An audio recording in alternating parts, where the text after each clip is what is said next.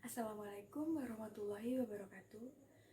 Salam sejahtera untuk kita semua. Om Swastiastu, Namo Buddhaya, salam kebajikan. Perkenalkan, saya Salsabila Azahra dari Program Studi Pendidikan Bahasa Sastra Indonesia dan Daerah dengan NIM 210211602888.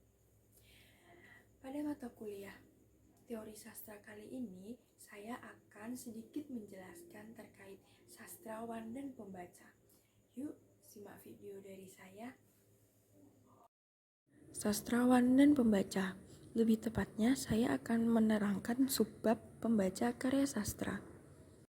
Menurut Selden, pada tahun 1985, karya sastra tidak mempunyai keberadaan nyata sampai karya sastra itu dibaca. Pembacalah yang menerapkan kode yang ditulis sastrawan untuk menyampaikan pesan. Apakah Anda tahu dan apakah Anda sadar bahwa seorang pembaca adalah seseorang yang sangat berharga di hadapan seorang sastrawan?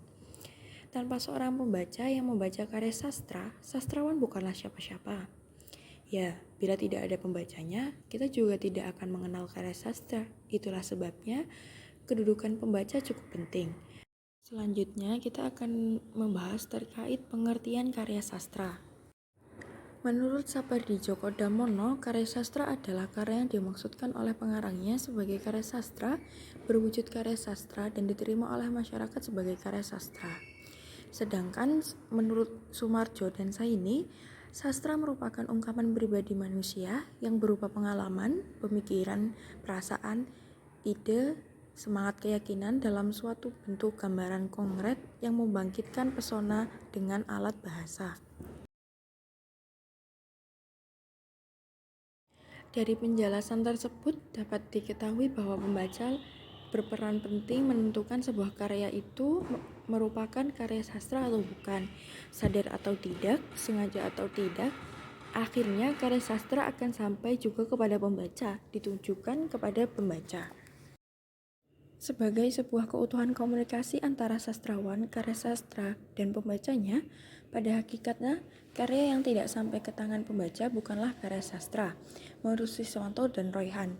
Sedangkan menurut Selden, karya sastra yang tidak mempunyai keberadaan nyata sampai karya sastra itu dibaca. Pembacalah yang menerapkan kode yang ditulis sastrawan untuk menyampaikan sebuah pesan. Horatius menyatakan bahwa tujuan penyair ialah berguna atau memberi nikmat, ataupun sekaligus mengatakan hal-hal yang enak dan berfaedah untuk kehidupan. Lalu, Horatius menggabungkan kata utile dan dulce yang mempunyai arti yang bermanfaat dan yang enak secara bersama-sama. Dari pendapatnya inilah awal pendekatan gramatik. Pendekatan gramatik adalah bidang kajian sastra yang menitikberatkan kajiannya terhadap peran pembaca. Muncul persoalan yang berkaitan dengan masalah pembaca, yaitu apa yang dilakukan pembaca dengan karya sastra. Selanjutnya ada apa yang dilakukan karya sastra dengan membacanya. Lalu, apa tugas dan batas kemungkinan pembaca sebagai pemberi makna menurut Teum 1984. Dari pendekatan pragmatik, kita mengenal resepsi sastra. Nah, apa sih resepsi sastra itu? Resepsi sastra adalah kajian yang mempelajari bagaimana pembaca memberikan makna terhadap karya sastra yang dibacanya, sehingga dapat memberikan reaksi terhadapnya, baik tanggapan aktif maupun tanggapan pasif. Junus pada tahun 1985 mengatakan bahwa pentingnya peranan pembaca dalam memberikan arti terhadap karya sastra dapat dilihat pada kenyataan bahwa karya yang sama akan dimaknai secara berbeda oleh pembaca yang berbeda. Sebagai contohnya adalah di sebuah kelas, seluruh siswa ditanyai tentang membaca sebuah puisi. Setelah membaca puisi, siswa ditanya tentang hal-hal yang berkaitan dengan puisi itu. Selain ada persamaan pemahaman, pasti juga ada perbedaan jawaban antara satu siswa dengan siswa lainnya. Dalam bidang kritik, Damono pada tahun 1983 menyatakan, dua orang yang kritikus tidak mungkin menghasilkan kritik-kritik yang persis sama meskipun mereka telah bertemu dengan sajak yang sama. Nah, kurang lebih seperti itu penjelasan sedikit dari saya. Saya pamit undur diri. Terima kasih. Wassalamualaikum warahmatullahi wabarakatuh. Salam sejahtera. Om Swastiastu, Namo Buddhaya, salam kebajikan.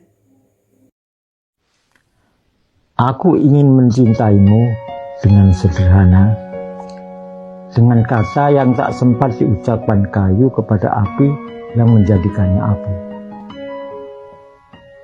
Aku ingin mencintaimu dengan sederhana, dengan isyarat yang tak sempat disampaikan awan kepada hujan yang menjadikannya tiada.